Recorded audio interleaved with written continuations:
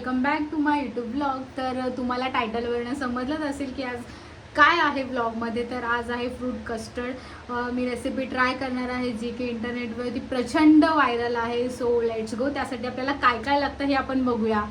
आणि हां, त्याआधी जर चॅनलला सबस्क्राईब केलं नसेल तर लगेच जाऊन चॅनलला सबस्क्राईब करा, लाईक शेअर आणि कमेंट करायला विसरू नका। तर आपल्याला लागणारं साहित्य आहे हे, जे की ऑप्शनल, तुम्ही कोणतेही फ्रूट्स घेऊ शकता। त्याच्यानंतर मी ड्राय कस्टर्ड पावडर आहे। सो आपण सुरू करूया।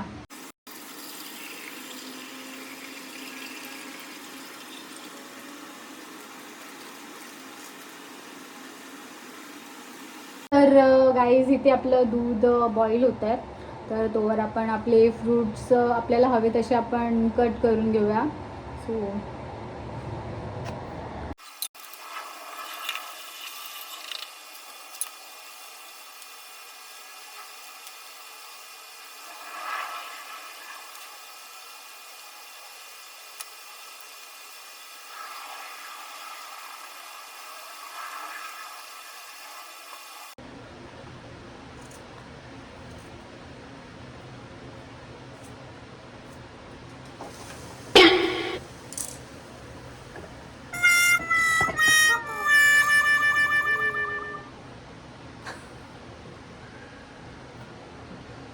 तर गाईज इथे व्हिडिओच्या चक्करमध्ये माझं झालेलं आहे नुकसान। ठीक आहे, एनिवेज आता आपण आधी क्लीन करूया, मग पुढे रेसिपीला सुरुवात करूया। A few minutes later. तर आता मी सगळं क्लीन केलं आहे।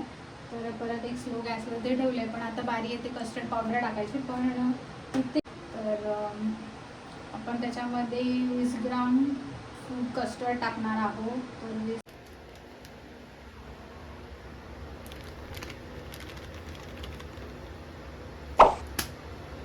याच्यात नव्हते टाकायचे, ठीक आहे, जाऊ दे, काय नव्हतं।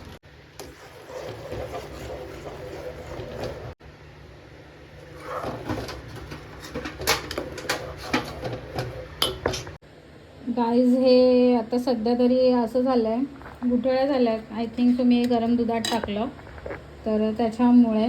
पण ठीक आहे, एनिवेज मी या सगळ्या गुठळ्या सोडवून मग ह्याच्यामध्ये ॲड करेन। 2 hours later.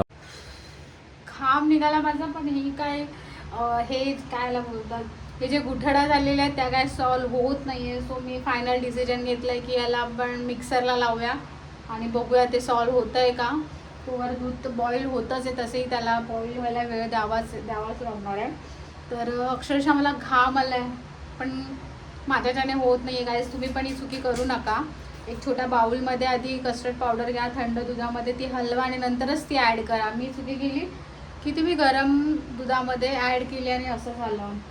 सो ते नशीब मी पटकन ते गाळून घेतलं आणि ते साईडला करून घेतलं। आता ते मी मिक्सरला लावते, पुढे बघू आता काय होतं।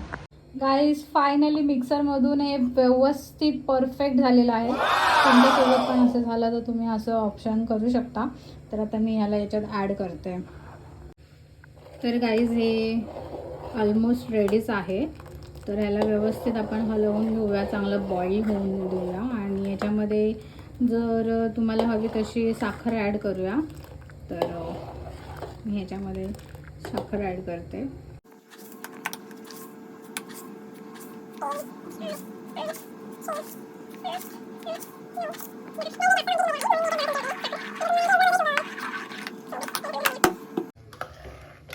ह्याला कंटिन्यूस हलवत राहायचं आहे।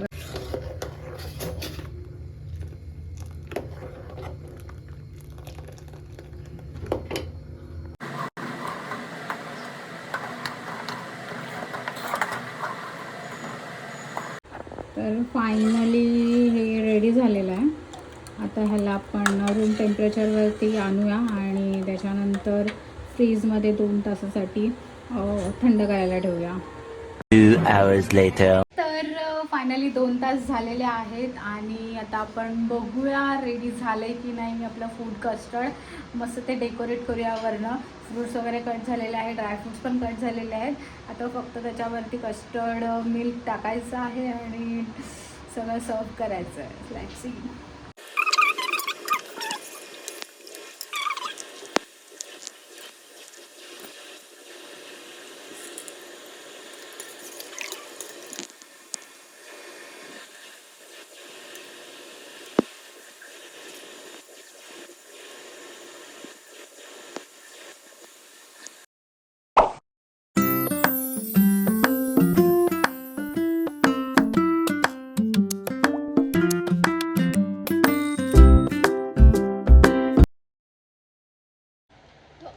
बारी आती है टेस्टिंग की.